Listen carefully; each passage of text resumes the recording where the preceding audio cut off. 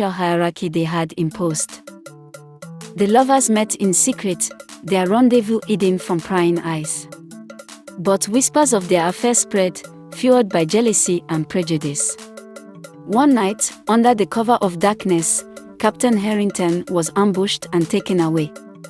Amenorta, devastated and fearing for her own life, sought refuge in the mangrove forest.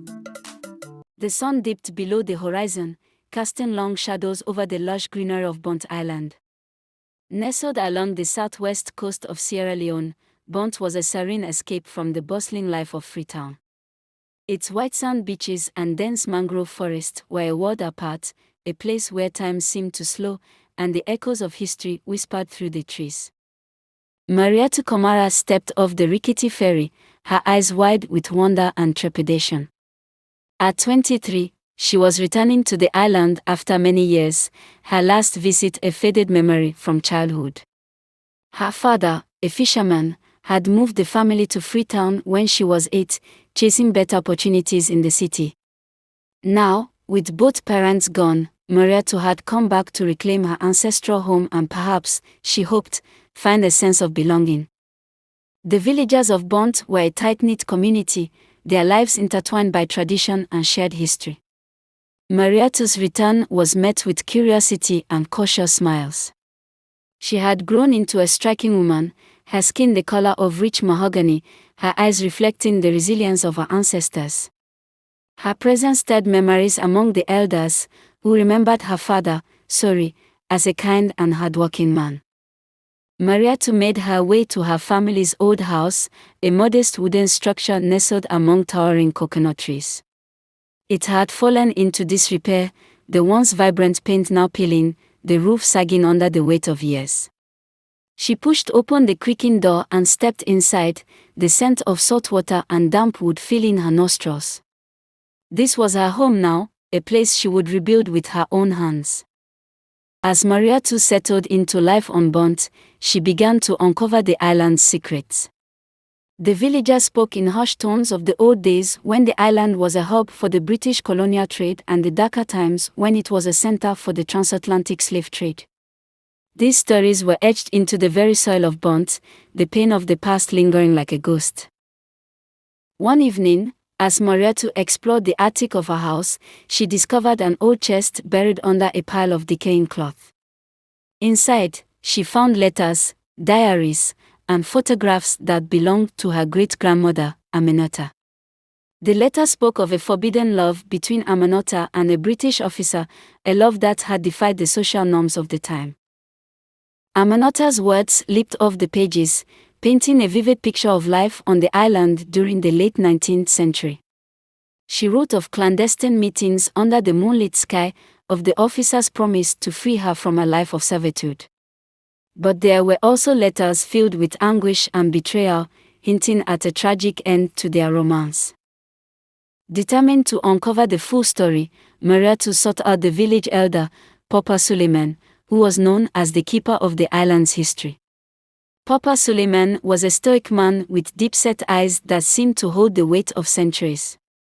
He welcomed Mariatu into his hut, where the air was thick with the scent of burning incense. "Oh, Mariatu," he said, his voice a deep rumble. "You seek the truth of your ancestors." "Yes, Papa Suleiman," Mariatu replied, showing him the letters she had found. "I want to know what happened to Amenorta."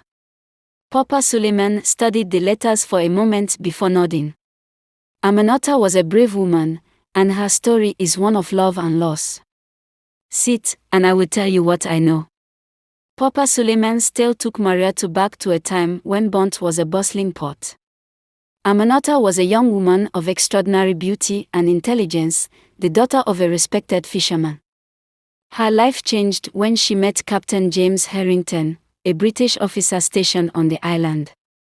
Despite the vast gulf between their worlds, they were drawn to each other, their love blossoming in secret. Captain Harrington was unlike the other officers.